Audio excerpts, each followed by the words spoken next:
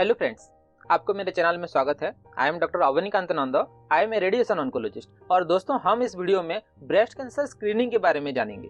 Breast cancer screening के बारे में जानने से पहले दोस्तों आपको ये जानना पड़ेगा कि स्क्रीनिंग किसे कहते हैं। तो दोस्तों, स्क्रीनिंग का मतलब होता है कि हम कुछ टेस्ट करेंगे जिसके वजह से हम किसी भी कैंसर को बहुत ही अर्ली स्टेज में डायग्नोसिस कर पाएंगे। तो दोस्तों, हम ऐसे ही कुछ टेस्ट को यूज करके ब्रेस्ट कैंसर को अर्ली डायग्नोसिस किस तरह से करेंगे हम इस वीडियो में देखेंगे। तो दोस्तों, इस वीडियो में आगे बढ़ने से पहले मैं आपको एक क्वेश्चन पूछूंगा। एक 50 ईयर ओल्ड लेडी है, वो कह रही है कि लास्ट ईयर उसकी जो मामोग्राफी हुआ था वो नॉर्मल आया था, तो उसे इस साल मामोग्राफी करने की कोई जरूरत नहीं है। तो ये ट्रू है या फॉल्स है, आप मुझे कमेंट सेक्शन में बताइए। दोस्तों, आंसर गलत हो या सही हो, आप कमेंट सेक्शन में उसका आंसर देने की कोशिश कीजिए। हम जब आगे इस वीडियो में डिस्कशन करेंगे तो इस क्वेश्चन का आंसर आपको खुद ब खुद मिल जाएगा, लेकिन मैं इसका आंसर आपको लास्ट में दे दूंगा। तो हम आगे बढ़ते हैं। तो पहला जो क्वेश्चन आता है कि ब्रेस्ट कैंसर कौन डेवलप करता है, तो answer is both male and female develop breast cancer. Both male female have breast and both male female develop breast cancer. लेकिन जो फीमेल में ब्रेस्ट कैंसर की इंसिडेंस होती है वो मेल के तुलना में 100 टाइम्स ज्यादा होती है। इसलिए हम हमेशा स्क्रीनिंग फीमेल में करते हैं, मेल में नहीं करते। लेकिन मेल को भी ये ध्यान रखना चाहिए कि मेल में भी ब्रेस्ट कैंसर हो सकता है। तो हम स्क्रीनिंग क्यों करते हैं? To detect the tumour early. तो हम किसी भी ट्यूमर को अर्ली डिटेक्ट करने के लिए हम स्क्रीनिंग करते हैं। तो अगर कोई ट्यूमर होगा, in due course of time ये जो ट्यूमर है बड़ा होता जाएगा और उस पर्सन की लाइफ एक्सपेक्टेंसी कम होती जाएगी। तो किसी भी ट्यूमर को अगर हम अर्ली स्टेज में डिटेक्ट कर पाएंगे तो उसका लाइफ एक्सपेक्टेंसी जो ज्यादा होगा, अगर वो लेट स्टेज में डिटेक्ट होगा तो लाइफ एक्सपेक्टेंसी वो डिक्रीज हो जाएगा। इसलिए किसी भी ट्यूमर को अर्ली स्टेज में डिटेक्ट करना बहुत जरूरी होता है। इसलिए हम स्क्रीनिंग करके किसी भी ट्यूमर को अर्ली स्टेज में डिटेक्ट कर सकते हैं और हम इसे बहुत आसानी से ट्रीट कर पाएंगे और उसकी लाइफ एक्सपेक्टेंसी भी ज्यादा होती है। दोस्तों, जो भी कैंसर के पेशेंट आते हैं वो यूजुअली एडवांस स्टेज में आते हैं, इसलिए उन लोगों को ट्रीट करना ज्यादा मुश्किल हो जाता है। लेकिन अगर वो अर्ली स्टेज में आएंगे तो उनकी जो रिकवरी होने के चांसेस वो ज्यादा होंगे और वो बहुत आसानी से ट्रीट हो पाएंगे और उसके लाइफ एक्सपेक्टेंसी भी ज्यादा होगी। तो सर्वाइवल इन कैंसर को ज्यादा होगा। लेकिन इसलिए हमारा कैंसर का मोर्टेलिटी ज्यादा होता है क्योंकि वो लोग एडवांस स्टेज में आते हैं। तो किसी भी स्क्रीनिंग टेस्ट करने के लिए एक डायग्नोस्टिक टेस्ट की जरूरत होती है। तो हम ब्रेस्ट कैंसर स्क्रीनिंग में कौन सी डायग्नोस्टिक टेस्ट का यूज करेंगे? तो दोस्तों, जो डायग्नोस्टिक टेस्ट हम यूज करेंगे वो है मामोग्राफी। मामोग्राफी यूजुअली ब्रेस्ट का एक एक्सरे ही होता है। तो हम जब एक्सरे करते हैं तो ये जो मामोग्राफी होता है ये कैंसर के मतलब ब्रेस्ट कैंसर के अर्ली साइंस को डिटेक्ट करता है। और ये बहुत इंपॉर्टेंट पॉइंट है कि ये जो ब्रेस्ट कैंसर होता है ये 3 साल पहले डिटेक्ट कर सकता है। तो आप यहाँ पर सोचिए, कोई पेशेंट आउटडोर का आया और वो बोल रही है कि उसके ब्रेस्ट में एक लॉम्प है। तो अगर हम इसे पूछेंगे कि ये कितने दिन से है तो वो बोलेगी कि नहीं, ये 1 महीने से होगा या 2 महीने से होगा। लेकिन एक्चुअली में ये हो सकता है कि वो जो ट्यूमर है वो 3 साल पहले उसके शरीर में डेवलप हो गया होगा और वो आज तक इतना बड़ा हुआ है। तो अगर वो मामोग्राफी करती तो शायद वो 3 साल पहले वो ट्यूमर डायग्नोसिस हो पाता और उस ट्यूमर को बहुत अर्ली स्टेज में डिटेक्ट करने के बाद हम इसे बहुत आसानी से ट्रीट कर पाएंगे। लेकिन जब वो ट्यूमर उसके शरीर में 3 साल रह गया है तो वो अभी एडवांस स्टेज होने के चांसेस बहुत हो जाएंगे और वो जो ट्यूमर होगा वो ब्रेस्ट से जाकर यहाँ पर एक्जिला या फिर सुप्राक्लाविकुलर एरिया, यहाँ से सारे लिम्फ नोड या किसी डिस्टेंस मेटास्टेसिस भी होने के चांसेस बहुत ज्यादा बढ़ जाते हैं। तो इसलिए उसे डायग्नोसिस बहुत पहले हो जाना चाहिए, लेकिन वो स्क्रीनिंग नहीं की होगी इसलिए वो आज डायग्नोसिस हुई है। दोस्तों, जब मामोग्राफी का क्वेश्चन आता है तो ये एक इंपॉर्टेंट पॉइंट होता है। बहुत सारे लोग आपको बोलेंगे कि मामोग्राफी में रेडिएशन एक्सपोजर होता है तो आपको नहीं करना चाहिए। लेकिन ये बहुत जरूरी है कि मामोग्राफी जो होता है वो बहुत स्मॉल रेडिएशन यूज करता है और अगर स्मॉल रेडिएशन यूज होगा तो इतना ज्यादा हाजर्डस नहीं है मामोग्राफी। आप जो भी रिकमेंडेशन है उसी रिकमेंडेशन को फॉलो कीजिए, ये ज्यादा कुछ प्रॉब्लम नहीं करेगा। तो हम अब देखेंगे कि जो ब्रेस्ट कैंसर का स्क्रीनिंग गाइडलाइंस क्या है। तो ब्रेस्ट कैंसर के स्क्रीनिंग गाइडलाइंस के लिए बहुत सारे गाइडलाइंस है। जैसे कि मैं यहाँ पर बहुत सारे ग्रुप का नाम दिया हूँ, तो सबका एक एक ब्रेस्ट कैंसर स्क्रीनिंग गाइडलाइन है। कुछ में कुछ सिमिलरिटीज है, कुछ डिफरेंस है। और मैं हमारा जो टेक्स्ट बुक भी है Perez and Brady radiation oncology, उसमें भी जो ब्रेस्ट कैंसर गाइडलाइन दिया है मैं उसे आगे बताऊंगा। तो मैं जो गाइडलाइन आपको बता रहा हूँ ये एक जिस्ट होगा ब्रेस्ट कैंसर गाइडलाइन का, जो आप उसे बिना किसी झिझक से फॉलो कर सकते हैं। आपको कहीं दूसरे जगह की जाने की जरूरत ही नहीं है। तो आगे देखते हैं। तो ब्रेस्ट कैंसर स्क्रीनिंग गाइडलाइन जो होगा हम एज ग्रुप और उसी एज ग्रुप के लिए क्या गाइडलाइन होगा उसी के बारे में हम बात करेंगे। तो फर्स्ट जो एज ग्रुप है वो है 20 to 39 ईयर, मतलब 20 से 40 साल की उम्र तक। तो इसमें जो गाइडलाइन है वो है BSE। BSE का मतलब है ब्रेस्ट सेल्फ एग्जामिनेशन। इसका मतलब है हर महीने किसी भी फीमेल खुद के ब्रेस्ट को एग्जामिनेशन करेगी। लेकिन ये जो है ये है ऑप्शनल है। क्यों ऑप्शनल है? क्योंकि मैंने जो सारे ग्रुप के नाम बताए थे उसमें से कुछ लोग इसे रेकमेंड करते हैं, कुछ लोग इसे रेकमेंड नहीं करते। तो जो ब्रेस्ट सेल्फ एग्जामिनेशन है आप इसे कर सकते हैं, लेकिन ये ऑप्शनल है, ये नहीं भी कर सकते। लेकिन जो रिकमेंडेशन है वो है clinical breast examination, CBE। Clinical breast examination का मतलब है कि डॉक्टर के द्वारा ब्रेस्ट की एग्जामिनेशन कराना, और ये हर एक 3 साल में करना चाहिए। तो दोस्तों यहाँ पर मैरिड या अनमैरिड का कोई क्वेश्चन नहीं है, एज ग्रुप के हिसाब से गाइडलाइंस है। कोई भी फीमेल मैरिड हो या अनमैरिड हो, वो अगर 20 से 40 ईयर के बीच में है तो उससे क्लिनिकल ब्रेस्ट एग्जामिनेशन जरूर कराना चाहिए हर 3 साल में एक बार, और ये गाइडलाइन के अंदर आता है। लेकिन हमने जो टेस्ट का नाम बताया था मामोग्राफी स्क्रीनिंग के लिए यूज होता है, तो 20 से 40 साल की उम्र तक हम मामोग्राफी का यूज नहीं करेंगे। कुछ हाई रिस्क केसेस में हो सकता है, मैं वो आपको बाद में बताऊंगा, लेकिन 20 से 40 साल की उम्र तक हमें मामोग्राफी नहीं कराना है, लेकिन हर एक 3 साल में क्लिनिकल ब्रेस्ट एग्जामिनेशन जरूर कराना है।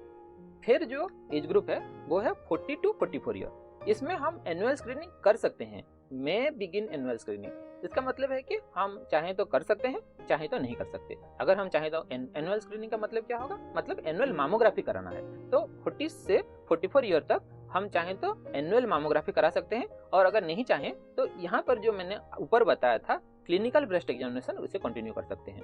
दोस्तों मैं यहाँ क्यों ऐसा बोला, क्योंकि कुछ गाइडलाइन ये जो एनुअल मामोग्राफी होता है इसे 40 साल से शुरू करने के लिए बोल रहे हैं, कोई 45 से शुरू करने के लिए बोल रहे हैं। तो इसलिए 40 से 44 तक ये ऑप्शनल है, लेकिन 44 के बाद इसे जरूर करना चाहिए। तो 45 से 54 ईयर तक एनुअल मामोग्राफी जरूर कराना है। अगर इस साल कोई भी मामोग्राफी नेगेटिव आया तो वो मामोग्राफी नेक्स्ट साल नेगेटिव आएगा, इसका कोई गारंटी नहीं है। तो हर साल मामोग्राफी कराना ही जरूरी है। तो 45 से 54 ईयर तक हमें एनुअल मामोग्राफी कराना होगा, और 55 ईयर से ज्यादा होने से हम क्या करेंगे, बाइनियल, मतलब 2 साल में एक बार हम मामोग्राफी कराएंगे। और कुछ हाई रिस्क होंगे, ये जो हाई रिस्क होगा मैं आगे बताऊंगा ये हाई रिस्क कैटेगरी में कौन कौन आएंगे। तो वो लोग 40 साल से पहले भी मामोग्राफी करा सकते हैं, लेकिन डॉक्टर के साथ डिस्कस करना बहुत जरूरी है, क्योंकि जो एनुअल मामोग्राफी कराया जाएगा उसके साथ हम MRI, अल्ट्रासाउंड ये सब कुछ भी करना होता है। तो डॉक्टर के साथ सलाह मशवरा करने के बाद ही हाई रिस्क पर्सन को स्क्रीनिंग में जाना चाहिए। लेकिन हमने जो बाकी डिस्कस किए ये जनरल पॉपुलेशन के लिए एप्लीकेबल है, और हर एक फीमेल जो होगा हमारे स्क्रीनिंग गाइडलाइन में 20 साल से ऊपर, मैरिड हो या अनमैरिड, वो इस गाइडलाइन को फॉलो करना चाहिए। तो आप इसका स्क्रीनशॉट ले सकते हैं ताकि आप किसी के साथ भी शेयर कर पाएं। दोस्तों ये जो वीडियो है ये अपने दोस्तों के साथ शेयर कीजिए। ज़्यादातर क्या होता है कि हमारे इंडिया में जो भी सब फीमेल होते हैं वो साइनेस की वजह से किसी को जाकर बोल नहीं पाते कि मुझे इस तरह से एग्जामिनेशन कराना है या मुझे अपने एग्जामिनेशन के लिए जाना है। और अगर आप एक मेल हैं तो आप भी अपने माँ या बहन को नहीं बोल पाएंगे कि आप जाकर इसे एग्जामिनेशन कीजिए। तो आप ये कर सकते हैं कि ये जो वीडियो है आप उनके साथ शेयर कीजिए। अगर ये वीडियो आप उन लोगों के साथ शेयर करेंगे तो आपको उन लोगों को बोलना नहीं पड़ेगा, लेकिन वो सब कुछ जान पाएंगे कि हाँ रिकमेंडेशन ये सब कुछ है। इसीलिए दोस्तों मैं हिंदी में वीडियो बना रहा हूँ। मैं पहले इंग्लिश में कुछ वीडियो बनाता था, मेरे पहले अगर वीडियो कोई देखा होगा तो उसे मालूम होगा। तो मुझे बहुत लोगों ने फ़ोन करके बताया कि नहीं आप हिंदी में वीडियो बनाइए, सो हम किसी के साथ अगर शेयर करेंगे तो उन लोगों को मालूम पड़ेगा। तो मैं शायद सर्वाइकल कैंसर या HPV वैक्सीन इसके बारे में वीडियो बनाया था। तो उन लोगों को शेयर करने से वो जिसके साथ भी शेयर करेंगे वो आसानी से जान पाएंगे, इसलिए मैं यहाँ पर हिंदी में वीडियो बना रहा हूँ। तो दोस्तों ये वीडियो को आप जितना चाहे अपने नियर एंड डियर वन के साथ शेयर कीजिए और इसको स्प्रेड कीजिए, ताकि ये जो अवेयरनेस है सब लोगों को पता चलना चाहिए। अगर किसी को पता ही नहीं होगा कि इस तरह से करना होगा तो वो कैसे करेंगे। तो आगे बढ़ते हैं। तो मैंने ये बताया पहले कि 55 ईयर के बाद से हमें बाइनियल स्क्रीनिंग करना है, मतलब 2 साल में एक बार मामोग्राफी कराना है। लेकिन इसे स्टॉप कब करेंगे, तो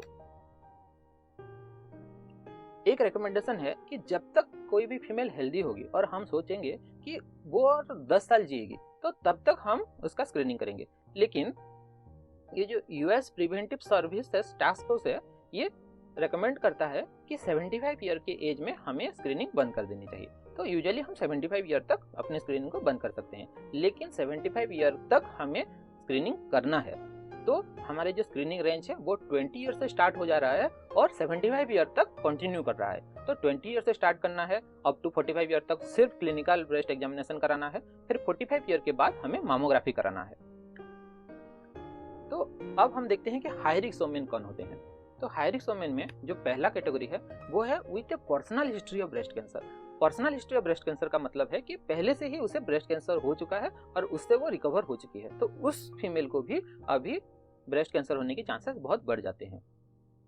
फिर जो दूसरा कैटेगरी है वो है with therapeutic radiation to breast area specially for Hodgkin's lymphoma. तो कुछ पेशेंट्स होते हैं जो अर्ली स्टेज में जो अगर हॉजकिंस लिम्फोमा जैसे कुछ डिजीज हुए होंगे, तो अगर इसकी वजह से कुछ रेडिएशन दिया गया है और वो जो रेडिएशन है उसके ब्रेस्ट एरिया को दिया गया है, तो वो फीमेल आगे जाकर ब्रेस्ट कैंसर डेवलप करने की चांस बढ़ जाते हैं। तो ये भी हाई रिस्क कैटेगरी में आएंगे। फिर जो नेक्स्ट कैटेगरी है वो है BRCA पॉजिटिव वोमेन। ये एक जीन होता है जो वोमेन में पॉजिटिव हो सकता है। तो ज्यादातर अगर किसी के फैमिली में किसी को पॉजिटिव आया है, मतलब माँ को पॉजिटिव आया है, बहन को पॉजिटिव आया है, तो इस तरह से अगर उसको BRCA पॉजिटिव होगा तो उसके रिलेटिव्स को भी ये किया जाता है टेस्ट। तो अगर कोई फीमेल का BRCA पॉजिटिव आया है तो वो भी हाई रिस्क कैटेगरी में आएगी। फिर जो है with a family history of A first degree relative. First degree relative का मतलब क्या है?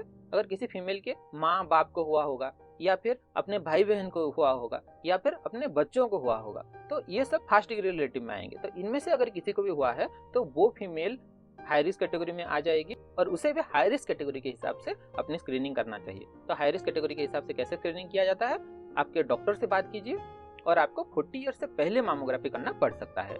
तो 5 नंबर में जो हमारा नेक्स्ट कैटेगरी है वो है with A biopsy diagnosis of LCIS और एटिपिकल डक्टल हाइपरप्लेसिया। मतलब किसी भी वजह से ब्रेस्ट में कुछ लॉम्ब है या कुछ भी है और उसको बायोप्सी करने के बाद उसमें कार्सिनोमा नहीं आया है, मतलब कैंसर नहीं आया है, लेकिन इस तरह से कोई भी प्री मैलिग्नेंट कंडीशन इस तरह से LCIS या फिर एटिपिकल डक्टल हाइपरप्लेसिया आया है, तो वो आगे जाकर कैंसर में डेवलप हो सकता है। तो ये 5 कैटेगरी के वुमेन जो होंगे उनके लिए ये जो हमारे रिकमेंडेशन है ये काम नहीं आएगा। ये अपने डॉक्टर के साथ बात करेंगे और अपनी स्क्रीनिंग जो है वो पहले से हम शुरू कर पाएंगे।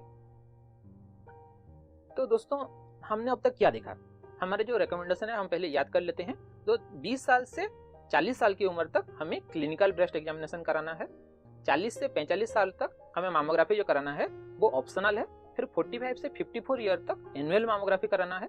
फिर 55 से 75 ईयर तक बाई एनुअल मामोग्राफी कराना है। तो 45 ईयर के बाद मैंने बोला कि मामोग्राफी कराना है, तो क्या हमें 45 ईयर के बाद ब्रेस्ट सेल्फ एग्जामिनेशन या फिर क्लिनिकल ब्रेस्ट एग्जामिनेशन कराना है? तो इसका आंसर है कि जो मामोग्राफी हम करते हैं वो मामोग्राफी 10 to 20% ऑफ कैंसर को डिटेक्ट नहीं कर पाता। तो ये जो 10 to 20% का कैंसर होता है हम इसे क्लिनिकल ब्रेस्ट एग्जामिनेशन से डायग्नोसिस कर सकते हैं। तो फीमेल का कुछ भी एज हो, क्लिनिकल ब्रेस्ट एग्जामिनेशन को हम ओमिट नहीं कर सकते। क्लिनिकल ब्रेस्ट एग्जामिनेशन का मतलब है एक डॉक्टर के द्वारा ब्रेस्ट के एग्जामिनेशन कराना। तो 20 साल से उम्र से 75 ईयर तक हर फीमेल में हम क्लिनिकल ब्रेस्ट एग्जामिनेशन जरूर करेंगे। उसके बाद हम रिकमेंडेशन के हिसाब से मामोग्राफी करेंगे या फिर कोई भी दूसरा एग्जामिनेशन करेंगे, लेकिन clinical breast examination is a must. और एक मैंने जो बताया ब्रेस्ट सेल्फ एग्जामिनेशन ये कैसे किया जाएगा, तो मैंने ये पहले बताया आपको। ये जो फ्रीक्वेंसी होगा ये एवरी मंथ किया जाएगा। और कब किया जाएगा? जब पीरियड स्टार्ट हो गया है उसके 1 हफ्ते के बाद करना है। तो पीरियड के 1 हफ्ते के बाद क्या होता है, ब्रेस्ट जो होता है लेस सोलन होता है और लेस टेंडर होता है, तो उसी वक्त एग्जामिनेशन करना इजी होता है। और अगर मान लीजिए कि किसी का मेंस नहीं हो रहा है या फिर मेंस इरेगुलर है, और मेंस नहीं होने का कारण हो सकता है मेनोपॉज हो गया है या फिर हिस्टेरेक्टोमी हो गया है, तो इस तरह से कोई जो फीमेल का मेंस नहीं हो रहा है वो लोग क्या कर सकते हैं, मंथ के किसी भी डेट को ले सकते हैं और उसी पर्टिकुलर डेट में हर महीने अपने ब्रेस्ट का एग्जामिनेशन कर सकते हैं।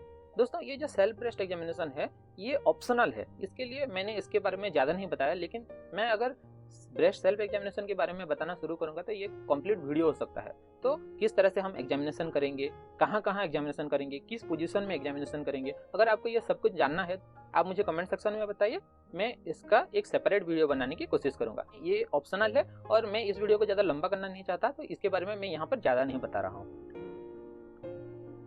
तो हम देखते हैं कि हमने जो पहला जो क्वेश्चन पूछा था तो उसका आंसर क्या होगा। आई होप कि आप सब लोगों को इसका आंसर मालूम पड़ गया होगा। हमारा क्वेश्चन क्या था कि 50 ईयर ओल्ड लेडी है, वो बोल रही है कि मैंने पहले जो साल था उसमें मामोग्राफी कराया है वो नॉर्मल आया था, तो इसलिए मुझे अभी नहीं कराना है मामोग्राफी। लेकिन हमारा रिकमेंडेशन क्या था, 45 से 54 ईयर तक हमें एनुअल मामोग्राफी कराना है। अगर एक बार मामोग्राफी नेगेटिव आ गया तो दूसरे साल नहीं कराना है, ऐसा नहीं है, हर साल मामोग्राफी हमें कराना है। तो ये डेफिनेटली एक फॉल्स स्टेटमेंट है। आई होप आप सबने इसका आंसर कमेंट सेक्शन में किया होगा, सब लोगों ने सही किया होगा। अगर कोई भी सही नहीं किया होगा तो भी आप इस वीडियो के बाद जरूर इसे जान पाए होंगे। तो दोस्तों, मैमोग्राफी एक सिर्फ डायग्नोस्टिक टेस्ट है और ये कुछ भी गारंटी नहीं देता कि अगर एक बार नॉर्मल आ गया तो नेक्स्ट साल ये नॉर्मल आएगा, इसलिए इसको हर साल कराना जरूरी है एज पर रिकमेंडेशन। तो प्रोटोकॉल के हिसाब से जो मेन जिस एज ग्रुप में होगी उसी तरह से उसे स्क्रीनिंग कराना चाहिए। तो दोस्तों, लास्ट में मैं इतना ही बोलूंगा कि ब्रेस्ट इज ऑर्गन, ब्रेस्ट सिर्फ ऑर्गन ही है। तो सिर्फ साइनस की वजह से आप अपने जो लॉम्स आ रहे हैं या फिर किसी भी एग्जामिनेशन कराना है तो इससे आप पीछे मत हटिए, क्योंकि ब्रेस्ट कैंसर जो होता है उसके वजह से बहुत सारे लोगों की जान जा रही है। तो अगर हम स्क्रीनिंग करेंगे तो बहुत पहले से ही हम इसे डायग्नोसिस करके हम इसे ट्रीट कर पाएंगे। तो स्क्रीनिंग करना बहुत जरूरी है। तो साइनस को छोड़िए और ये वीडियो को जितना चाहे आप इसे शेयर कीजिए।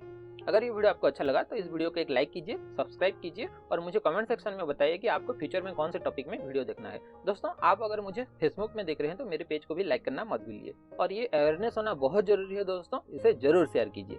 Thank you.